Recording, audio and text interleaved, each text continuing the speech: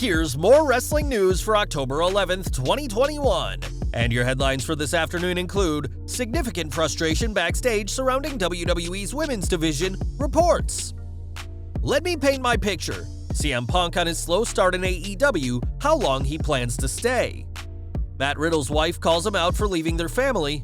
WWE never planned The Rock vs. Roman Reigns for WrestleMania 38 in Dallas.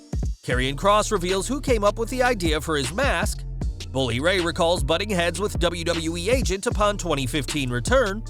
Vince McMahon wanted ex-WWE stars to dress like Hugh Hefner, and more.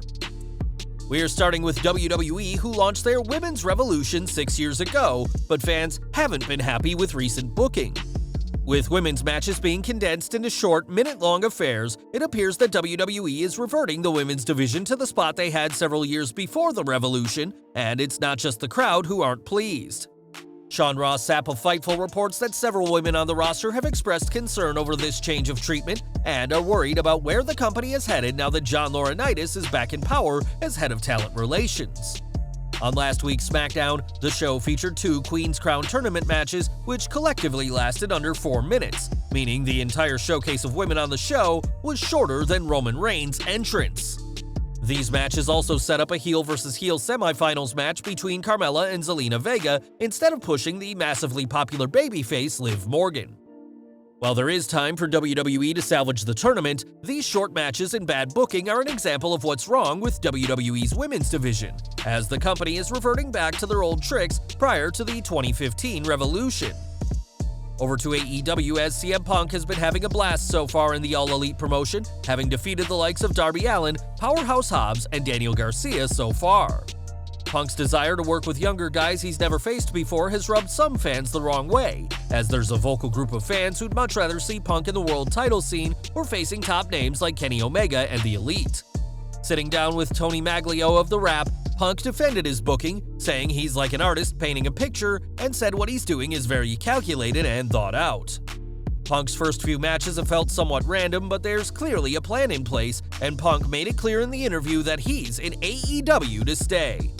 Calling it the best working experience he's ever had, Punk dismissed the concerns of fans who were worried that his high price would mean he wasn't going to be in AEW for the long haul. Punk has only just got started in AEW and is arguably their biggest signing ever, and while a world title run or a heel turn are just 2 possibilities in his future, fans will need to be patient as the former world champion hones his craft in the ring. Back to WWE, and in July 2020, Raw superstar Riddle admitted to having an affair with wrestler Candy Cartwright, but denied doing anything without her consent. This led to an awkward time with Riddle and WWE, but it appeared things had blown over until Riddle's wife Lisa called him out this week on social media. On Twitter, Riddle shared a photo of himself at a live event saying he loves his life and is enjoying being in California and tagging with Randy Orton, who he called his best bro. The Raw Tag Team Champion probably didn't expect Lisa to respond, saying Riddle would say he's loving life now that he's moved to Orlando and away from their children. Riddle didn't reply to his wife's tweet, but it looks like Riddle has left his family, and it must have happened pretty recently, as it was only a few weeks ago that Lisa was sharing images of the Riddle family all together on Instagram. Lisa isn't the first wrestling wife to call out their partner on social media, and she likely won't be the last, and we'll keep following this story for any further updates. WrestleMania news now, as a lot needs to be decided before next year's event in Dallas, Texas, but we now know of one match that won't be happening. It's been reported for months now that WWE's plan was for The Rock to face Roman Reigns in April 2022, and their feud was meant to begin at this November's Survivor Series, which will mark the 25th anniversary of the Great One's debut. When Ringside News spoke to a tenured member of their creative team, though, they were told that not only is The Rock vs. Reigns match not happening at WrestleMania in Dallas, but it was never, ever the plan. A program lasting from Survivor Series to WrestleMania would have required some long-term booking, which isn't exactly Vince McMahon's style anymore, and The Rock is one of the busiest names in Hollywood. There's also the risk of injury, as even a slight setback to The Rock could delay a movie project by weeks, if not months, costing the studios millions of dollars. Andrew Zarian was the first to report that the Brahma Bull is expected for this year's Survivor Series, and that could still happen, but it won't be building to a match next year with the Tribal Chief. WrestleMania 39 is in SoFi Stadium, which is far closer to Hollywood. And while this dream match is more likely to happen in 2023, don't expect the pair to throw down next April. One star looking to shine at WrestleMania 38 is Karrion Kross, who was called up to Raw this year without his fiancée Scarlett Bordeaux by his side. Instead, Kross received a brand new attire, complete with a new mask that looks more like something Demolition would wear in the late 80s and early 90s than a WWE superstar in 2021. Speaking on Devon Dudley's Table Talk podcast, Kross discussed how the mask came to be, saying it was a collective effort by the creative team to expand on the dark character he was during NXT. Kross added that creative were also trying to go for a gladiator idea, noting that he feels like modern-day pro wrestling is like what the Coliseums would have been like thousands of years ago. A two-time former NXT champion, Kross's call-up to the main roster got off to a rocky start, but with his last 6 televised matches all being victories, the modern-day gladiator is settling into his new role on Monday Night Raw. In 2015, Bubba Ray Dudley returned to WWE at that year's Royal Rumble and was joined by his brother Devon later that year. What followed was an unfortunately underwhelming run, as the tag team legends never captured gold during this final run with the company and had a heel turn fans weren't sold on. Speaking on Stories with Briscoe and Bradshaw, Bubba spoke to the two legends about his return to WWE, saying he felt far more stifled as a performer than when he left a decade prior.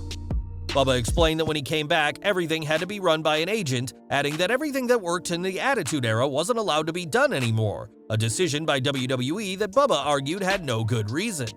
He added, "I remember dealing with an agent one time where I came up with something different and I felt passionate about it. I asked my agent to please go run it by Vince. My agent said, okay, I will. Then I followed my agent for an hour. He never spoke with Vince. Then he came back and said, yeah, Vince doesn't want to do that.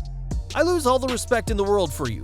I would much rather you tell me to my face, you know what, Bubba, I don't want to talk with Vince right now, you go do it." While Devon is still in WWE as a producer, Bubba left the company and has worked in various promotions since, most notably Ring of Honor, where he clearly felt he had much more freedom than in WWE in 2015. And we're ending today with the Colognes, Primo and Epico, who were everything from matadors to timeshare salesmen in WWE, but not every gimmick pitched made it to TV. On the 90s Wrestling Podcast, the former tag champions said there was a time when Vince McMahon wanted them repackaged as the Puerto Rican Playboys, complete with ring gear that would be a blend of Goldust and Playboy founder Hugh Hefner. Epico explained that they nearly threw up when they saw the black and gold robe WWE had designed, but the idea was scrapped mere hours before a show, as McMahon decided the gimmick might not be appropriate for TV.